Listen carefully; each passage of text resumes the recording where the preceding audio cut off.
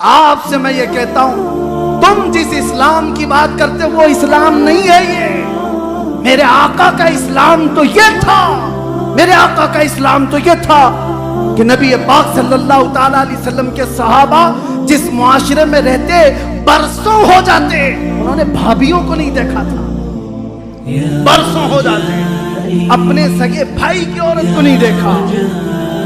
اور آج ہم جس اسلام کی بات کر رہے ہیں، ابھی اگر نعرہ لگاؤ کوئی بھی اسلام زندہ باد تو دیکھو چھت گونجنے لگ جائے، دیواریں گونجنے لگ جائے۔ اسلام زندہ باد کے مسجد میں زندہ باد، تمہاری شادیوں کی محلوں میں کیا ہو گیا اسلام؟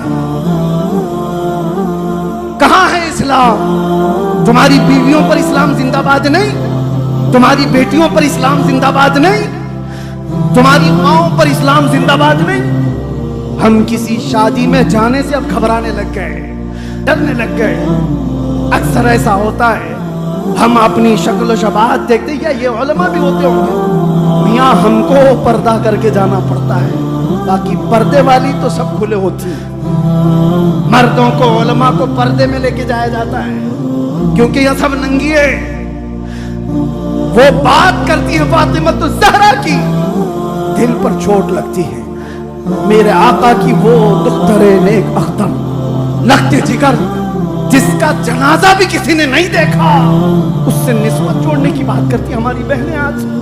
اور حد تو یہ ہے، اس رسول اللہ کی بیٹی کے پردے کا حال یہ ہے، حدیث مبارکہ ہے قیامت کے دن لوگ تو ننگے اٹھائے جائیں گے، لیکن اس محشر کے میدان میں بھی ایک آواز آ رہی ہوگی فرشتوں کی طرف سے، یا اہل محشر غضوا ابصارکم فإن فاطمہ بنت محمد تمر الی الجنہ۔ اے محشر والے اپنی آنکھیں نیچی کر لو، محمد کی بیٹی فاطمہ جنت کی طرف جا رہی ہے۔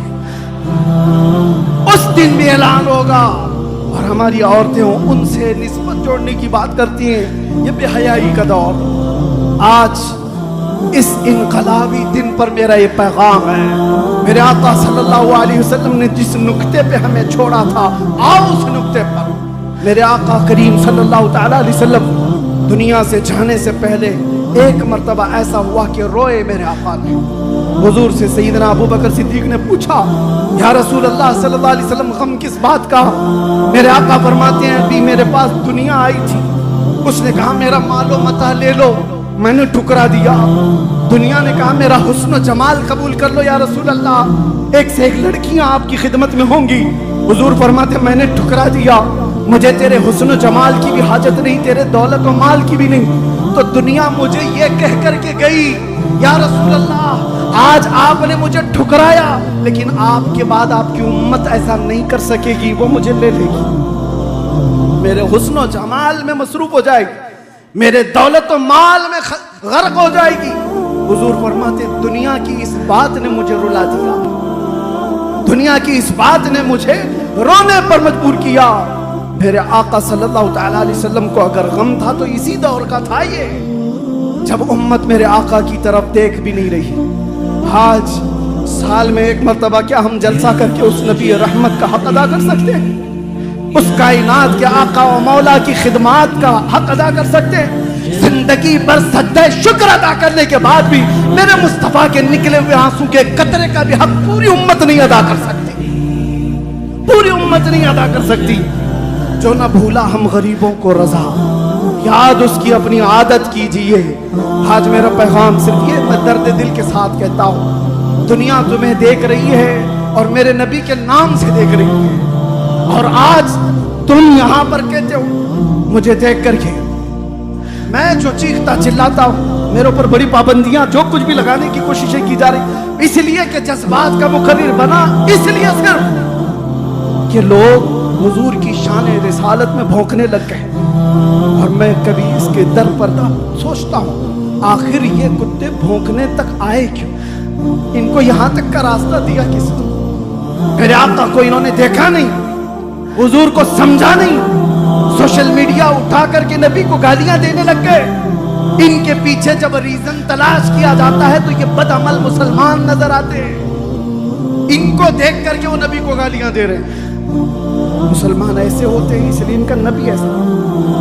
معاذ اللہ رب العالمین، کیا آج ہماری زندگی اس موڑ پر آ گئی کہ ہماری وجہ سے میرے نبی کی عزت پر انگلیاں اٹھنے لگ جائیں.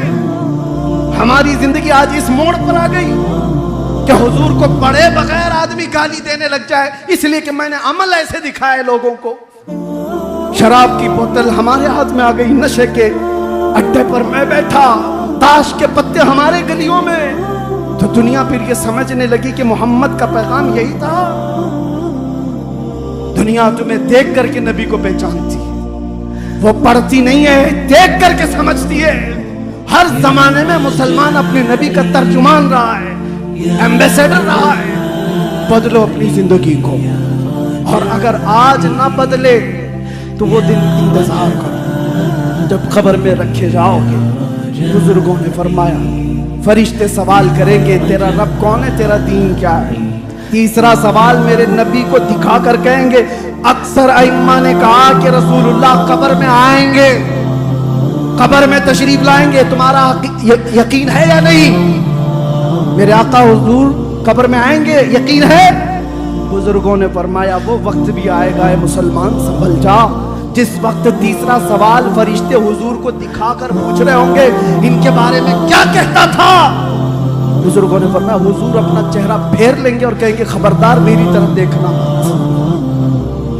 حضور اگر فرما دیے یا رسول اللہ اگر تم سے جو منہ چھپاؤں تو کروں کس کے سامنے, کیا اور کسی سے توقع نظر کی ہے؟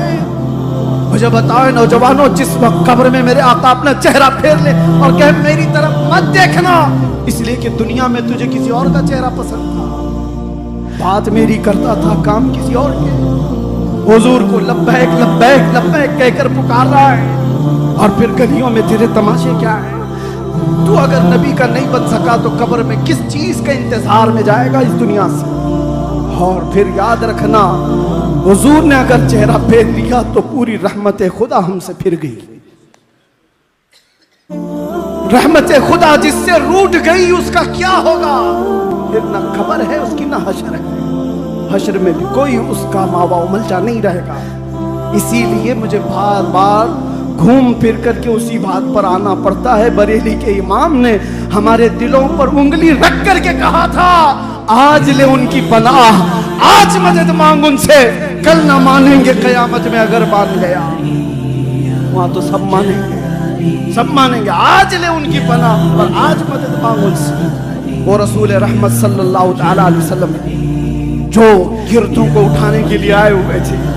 دنیا کو ایک آج کا پیغام میں یہ بھی دینا چاہتا ہوں, اونچ نیچ کی بات کرنے والے, کاسٹزم کی بات کرنے والے, ہمارے ہاں کوئی کاسٹزم نہیں ہے.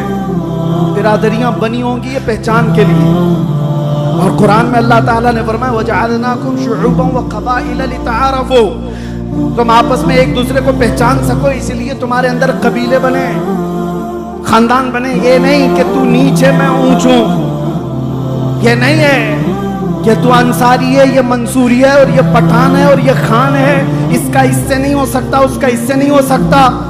قبیلے اس لیے نہیں بنے, ایک دوسرے کے تعارف کے لیے بنے, ایک دوسرے کی پہچان کے لیے بنے. اب سنو میں حدیث رسول بتاتا ہوں, دنیا آج تک یہ فرق نہیں مٹا پائی. ہمارے ہاں بھی آج کل کو دیکھنا جنگنا ہوگی تو اس میں بھی کاسٹ پوچھی جائے گی, کاسٹ کو برقرار رکھنا ہے. کیوں ایک انسان نہیں ہو سکتا کوئی؟ سارے انسان پیدا ہونے کا طریقہ ایک ہی ہے, ماں اور باپ سے, لیکن ان کو اس طرح کاسٹ میں بدل کر رکھ دیا جاتا ہے. آج جو ہمیں مساوات کا درس دینا چاہتے ہیں, میں نے گجرات کی سرزمین پر کئی لوگوں کے دکھ سنے. ایسے نہیں جو مجرم ہیں, ایسے لوگ جو ڈپارٹمنٹ میں اعلیٰ آفیسر ہیں, پڑھ لکھ کر کے وہ عہدے پر آ گئے, لیکن وہ کہتے ہیں ہماری برادری چھوٹی ہے تو ہمیں آج بھی گاؤں کا مکھیا کھٹیا پہ بھی بیٹھنے نہیں دیتا, چاہے میرے اسٹار لگے ہوئے. یہ حالات بنا دیے گئے, میں کسی کا نام لے کر نہیں کر. آج بھی یہ کاسٹزم کا جو بھوت سوار ہے, کئی جگہوں پر جا کر دیکھو, چھوٹ چھات آدمی چھوٹ چھات سے جوجھ رہا ہوا یہ معاشرہ. میرے مصطفیٰ کی بارگاہ میں آؤ. اللہ اکبر. مدینہ طیبہ ایک صحابی ہیں ظاہر بن حرام رضی اللہ تعالیٰ عنہ, سبزی بیچا کرتے تھے, سبزی فروش تھے. اور گاؤں سے سبزی لا کر مدینے میں بیچتے تھے.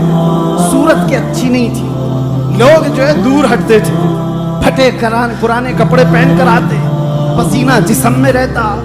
عام طور پر کسان لوگ اپنی کسانی کرتے کرتے تھک جاتے ہیں.